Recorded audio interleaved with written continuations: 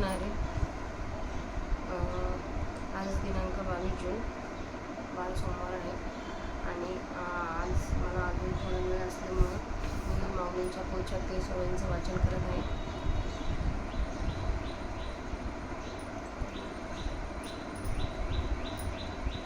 वक्रतुंड महाकाय सूर्यकोटि समप्रभ निर्विघ्नं कुरु मे देव सर्वकार्येषु सर्वदा.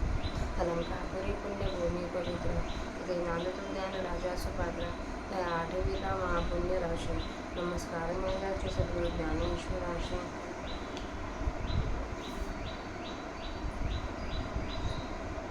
जी मी याच्या आधी जी प्रार्थना केली होती ती आपण ह्या सेवेच्या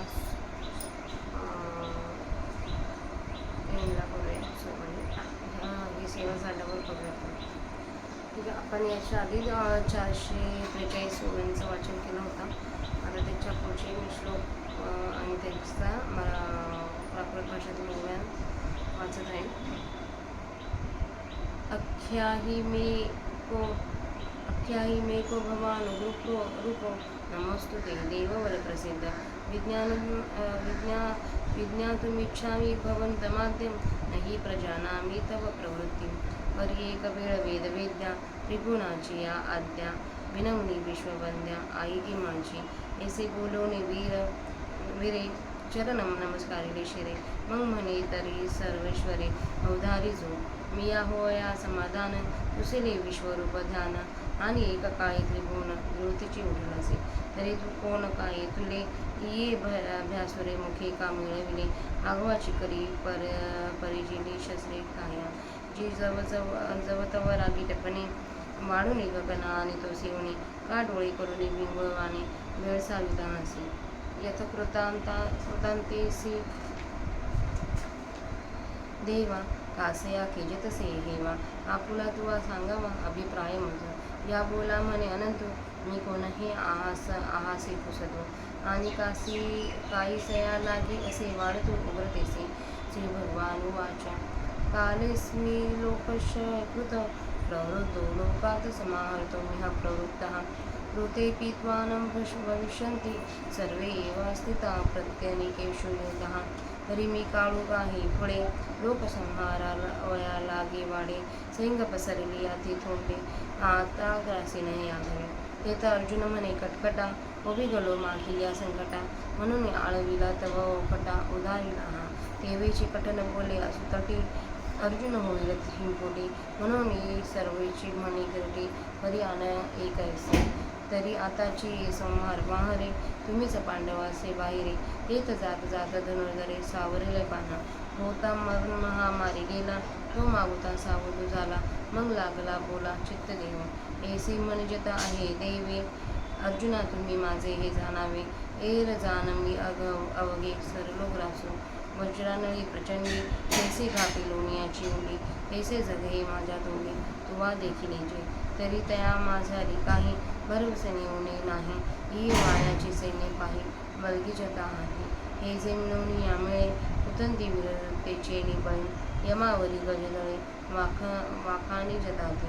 म्हणती सृष्टीवरी सृष्टी करू आपण वाहुणे मृत्यू तू मागू. जगाचा भोगूया पृथ्वी सगळीचा घेऊन आकाशवरच्यावरी जाऊ. काही बाणवरी खेळू वारयाते. ऐसा चतुरंगीची संपदा करीत महाकाळीसी स्पर्धा. मांडीवेची या मदा वेग गळले जे. बोलहती ये राहुणी तिखट दिसती अग्नी परिसदा सट. मारकपणे काळकुट मौर म्हणता. तरी गंधर्व नगरीचे माळे जान पोकळीचे पेंडमळे. अगाचित्रीची फळे विरहे देखील. हा मृगजासा पुराणा दळनवे कापडाचा सापटेला. या शृंगोरिणी या खाला मांडली आपे. तस्मात्त्वमुत्तिष्ठ यशो लभस्व जित्वा शत्रून् पुनश्च राज्यं समृद्धं. मयेवर्तनिहता पूर्वमेव निमित्तमात्रं भव सव्यासाच्चेन. एरश्रेष्ठे ते जे बळ ते मी या मागाची ग्रासिले सकळ. जाता कौलरीचे वेताळ ऐसे निर्जीव ह्या हाती. कालवती दोरी तुटली तरी ती खांबावरील बाहुली. भलतेपणे लोटली वळतुने पडते. तैसा सैन्याचा या बघा मोडता वेळून लागेल पैगा. म्हणून उठी वेगा शहाणा होईल. शहाणा होई. तुवा ग्रहणाचे अवसरे घातले मोहनास्त्र एकसरी. मग विराटाचे महाबेडे उत्तरे आसुडीने नागविले.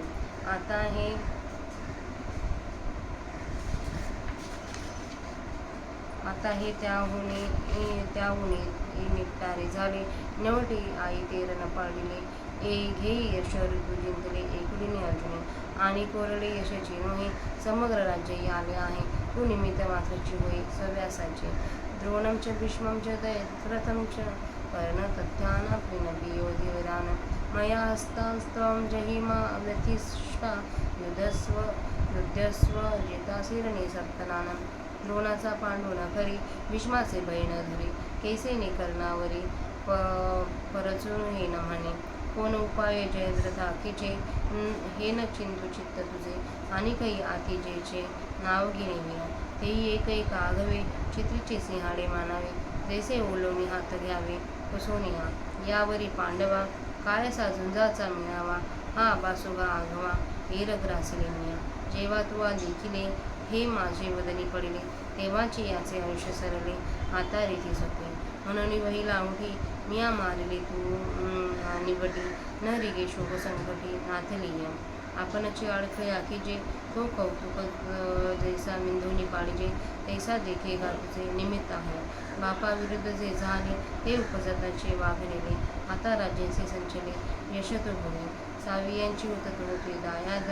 आणि बळीये जगे दुर्मद. ते वधिले विषद सायासून लागला. ऐसिया या गोष्टी विश्वाच्या वाकपटी. येऊन घाली किरडी जगा माझी.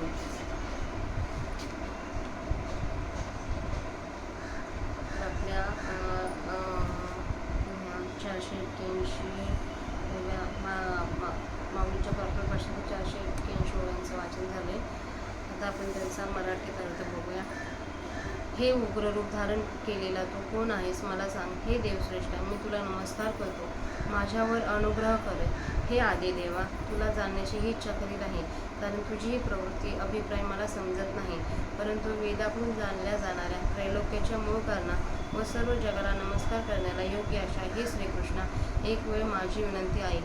त्या शूर अर्जुनाने याप्रमाणे बोलून प्रभूंच्या चरणावर मस्तक ठेवले आणि मग म्हणाला, हे जगत प्रभू आता आपण ऐकावे तर माझे समाधान व्हावे म्हणून मी विश्वरूपाचे ध्यान विचारले. आणि इतक्यात एकदम तू सर्व त्रैलोक्य संहारच करीत सुटलास. तेव्हा तू आहेस तरी कोण. इतकी ही भयंकर तोंडे कशाकरिता तयार केलीस. या सर्वच हातात शस्त्र कशाकरिता धारण केली आहेस. जेव्हा महाराज तुमचा रागीटपणा अधिक वाढतो तेव्हा तू आकाशालाही कमीपणा आणत आहे. तू डोळे भयंकर वटारून आम्हाला भीती काय म्हणून दाखवित आहेस. देवा येथे सर्व नाश करणाऱ्या काळाबरोबर स्पर्धा काय म्हणून करण्यात येत आहे. या करण्यात तुझा अभिप्राय काय आहे तो तू मला सांगावास. अर्जुनाच्या या भाषणावर श्रीकृष्ण म्हणाले, मी कोण आहे आणि एवढ्या उग्रतेने कशाकरिता वाढत आहे हेच तू विचारत आहेस ना. श्रीकृष्ण म्हणाले, लोकांचा संहार करणारा व त्यासाठी बुद्धी पावलेला काळ मी आहे. येथे मी लोकांचा संहार करण्यासाठी प्रवृत्त झालो आहे. तुझ्या खेरीस दोन्ही सैन्य समुदायामध्ये जे योद्धे उभे आहेत ते सर्व नाहीसे होतील. तर अरे मी काळ आहे हे पक्के समज. मी जगाचा नाश करण्याकरता मोठा होत आहे. माझे तोंडे चौकळे पसरलेले आहेत व मी त्या तोंडाने हे सर्व आता गिळून टाकेन. असे ऐकून अर्जुन म्हणाला, हाय हाय हे सर्व सैन्याच्या सैन्यच विश्वरूपाच्या उर तोंडात जात आहे. अशा या पहिल्या संकटाने मी त्रासलो म्हणून श्रीकृष्णाची प्रार्थना केली. त्यावर तो हा श्रीकृष्ण परमात्मा अनिष्ट रूपाने प्रगट झाला. त्यावर त्या कठीण बोलण्याने अर्जुन निराश व कष्टी होईल म्हणून लागली. श्रीकृष्ण म्हणाले, हे अर्जुना पण यात दुसरी आणखी एक गोष्ट आहे. तर आताच्या या संवारूपी संकटाबाहेर फक्त तुम्ही पांडव राहिलेले आहात असे भगवंत बोलले. त्यावेळी अर्जुनाने जाण्याच्या बेतात आलेले आपले प्राण सावरून धरले. अर्जुन मरणरूप महामारीत सापडला होता. तो पुन्हा सावध होऊन श्रीकृष्णाच्या बोलण्याकडे लक्ष देऊ लागला. अर्जुना तुम्ही पांडव एवढे माझे असल्यामुळे तुमच्यापासून बाकी इतर सर्वांचा ग्रास करण्याला मी तयार झालो आहे असे तू पक्के समज. असे देव त्यावेळी म्हणाले. विजेच्या प्रचंड अग्नीमध्ये ज्याप्रमाणे लोण्याचा गोळा घालावा त्याप्रमाणे हे जग तू माझ्या तोंडामध्ये जे पाहिलेस तर त्यामध्ये खात्रीपूर्वक काही शिल्लक राहणार नाही. ते पहा या सैन्याकडून व्यर्थ बडबड केली जात आहे. हे जे सैन्याचे जमवून शौर्यवृत्तीच्या बळाने कुरघळत आहेत व हत्तीचे थवे वगैरे आपली सैन्य यमाच्या वरचढ आहेत असे त्यांचे वर्णन करीत आहे. ती म्हणतात, ती सैन्य अशा वल्गना करतात की आम्ही प्रतिसृष्टी करू, शपथ वाहून प्रतिज्ञेने मृत्यूला मारू आणि या विश्वाचा गोड भरू. आम्ही हे सर्वच पृथ्वी गिळू व हे आकाश तर वरच्या वरच पेटवून भस्म करू. इतकेच काय, एवढा चंचल वारा पण त्यास देखील आम्ही आपल्या बाणाने जागच्या जागी जखडून टाकू. पराक्रमाच्या मदावर स्वार झालेले जे सैनिक आहेत ते अशा या चतुरंग सैन्यरूपी संपत्तीच्या सहाय्याने महाकाळाबरोबर स्पर्धा करतात. त्यांचे शब्द शस्त्रांपेक्षा तीक्ष्ण आणि अग्नीपेक्षा दाहक वाटतात आणि या शब्दांच्या मारपणाची काळकूट वृक्षाशी तुलना केली तर काळकूट वृक्षाला मधुर म्हणावे लागेल. अशी जरी ते गर्वाने वल्गना करीत आहेत तरी हे वीर गंधर्व नगराचे लोक आहेत किंवा पोकळीचे बेंडाळे, चित्राची रंगीत पोकळ फळे आहेत असे समज. हा सैन्य समुदाय म्हणजे मृगजळाचा पूर आलेला आहे. हे सैन्य नव्हे तर कापडाचा साफ केलेला आहे अथवा हे सजवून मांडलेले भूत आहेत. म्हणून तू युद्धाला उभा राहा, यश संपादन कर, शत्रूंना जिंकून समृद्धीयुक्त अशा राज्याचा उपभोग घे. हे सर्व मी पूर्वीच मारून टाकलेले आहे. हे सव्यासाची तू केवळ निमित्त मात्र होय. शिवाय ज्या सामर्थ्याने ते हालचाल करतात ते सर्व सामर्थ्य मी मागेच नाहीसे केले आहे. आता हे मातीच्या चित्रातील वेताळासारखे निर्जीव आहेत. खांबावरल्या बाहुल्यांना हलवणारी दोरी तुटली म्हणजेच हवे त्याने त्या बाहुल्यांना ढकलले असता त्या ओलथून पडतात. त्याप्रमाणे सैन्याचा आकार नाहीसा करण्याला काहीच वेळ लागणार नाही. एवढ्याकरिता अर्जुना शहाणा हो आणि लवकर उठ पाहू. विराट राजाच्या गायी हरण करण्यात जेव्हा हे कौरव मत्स्य देशात आले त्यावेळी सरसकट सर्वांसच तू मोहन नास्त्र घातलेस. मग विराटाच्या अतिशय भीतर अशा उत्तर नावाच्या मुलाने सुद्धा जशी सर्वांची शस्त्रे हिसकावून त्यास नग्न केले, आता हे त्यापेक्षाही तेजोहीन झालेले आहेत व ऐता युद्धाचा प्रसंग आलेला आहे तर त्यास तू मार व एकट्या अर्जुनाने शत्रू जिंकले असे यश मिळव. आणि यात केवळ रिकामे यशच मिळणार आहे असे नाही तर संपूर्ण राज्य देखील त्यात आलेले आहे. अर्जुना, तू केवळ नावाला मात्र कारण हो. द्रोण, भीष्म, जयद्रथ आणि कर्ण आणि तसेच युद्धातील इतर वीर मी मारलेले आहेत. त्यांना तू ठार कर. भिवू नकोस, युद्ध कर. प्रतिपक्षीयांना युद्धात तू जिंकशील. द्रोणाची पर्वा करू नकोस, भीष्माचे भय धरू नकोस व कर्णावर शस्त्र कसे चालवू असे म्हणू नकोस. जयद्रथाकरिता काय उपाय करावा याविषयी तुझ्या बुद्धीला विचार करण्याचे काही कारण नाही. आणखी वरीलप्रमाणे जे जे नावाजलेले वीर आहेत ते देखील एक एक पाहिले तर सर्वच भिंतीवर काढलेल्या सिंहाच्या चित्रासारखे ओल्या हाताने पुसून घेण्यास योग्य आहेत असे समज. अर्जुना, अशी वास्तविक स्थिती असताना युद्धाचा समुदाय तो काय उरलेला आहे? हा सर्व नुसता आभास आहे. बाकी बाहेर देखाव्याशिवाय इतर बल, तेज वगैरे सर्व मी नाहीसे केले आहे. ज्या वेळेला तू हे सैनिक माझ्या तोंडात पडलेले पाहिले त्याच वेळेला या सर्वांचे आयुष्य संपले. आता हे पोकळ सोपाट्याप्रमाणे राहिलेले आहेत. म्हणून लवकर उठ. मी यास आतून मारले आहे व तू यास बाहेरून मार आणि नसत्या शोक संकटात पडू नकोस. आपणच निशाण उभे करावे आणि आपणच त्यास कौतुकाने बाण मारून ते पाडावे. यात जसे बाण हे निमित्त मात्र आहे त्याप्रमाणे या सर्वांनी मीच उत्पन्न केले व मीच मारले आहे. त्या बाणाप्रमाणे यात तू केवळ निमित्त आहेस. बाबा अर्जुना, तुझ्या हिताला विरुद्ध असे जे काही एक उत्पन्न झाले आहे ते उत्पन्न होता क्षणीच वाघाने नेले. उत्पन्न झाल्याबरोबरच ते नाहीसे झाले. आता वाटेतील काटा आयताच निघाल्यामुळे तुला मिळालेल्या राज्यासह यश तू भोग. तुझे भाऊबंद स्वभावतःच गर्वाने फुगून गेले होते व जगामध्ये ते बलवान आणि मदोन्मत्त झाले होते. त्याच मुळीच आयास न लागता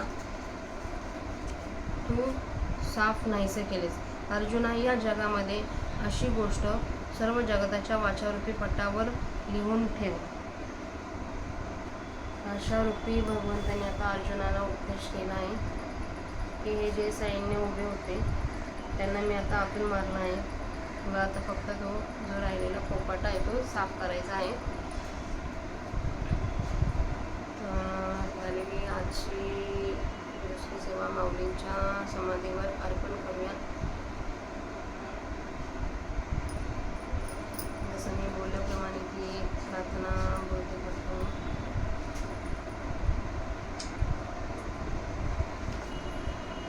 श्री अनंता मधुसूदना पद्मनाभा नारायण देवा अधिदेवा कृपाळूची केशवा महानंदा महानुभवा सदाशिवा सहजरूपा अगाये सगुणा निर्गुणा जगज्जी नित्या जगज्जीवना वसुदेव देवकी नंदना बाळरांगणा बाळकृष्ण कृपाला लोटांगणी मज ठाव द्यावा जे चरणी हेची करीतसे विनवणी भवबंधनी सोडवावे.